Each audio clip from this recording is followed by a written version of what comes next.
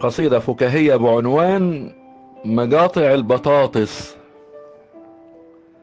لضيق اليد قاطعت البطاطس كما قاطعت أنواع اللحوم، ولولا الطبخ قاطعت الطماطم، وفي الأسواق لم تشهد قدومي.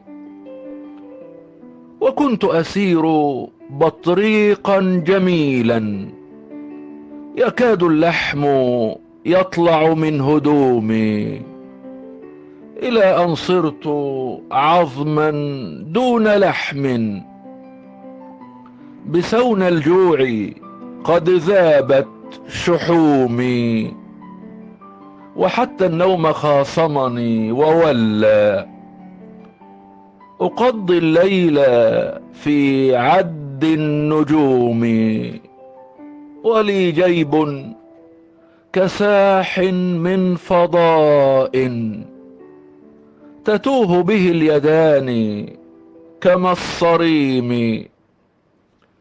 يخاف من الفلوس ولا يراها، فإن جاءت تلظى بالهموم.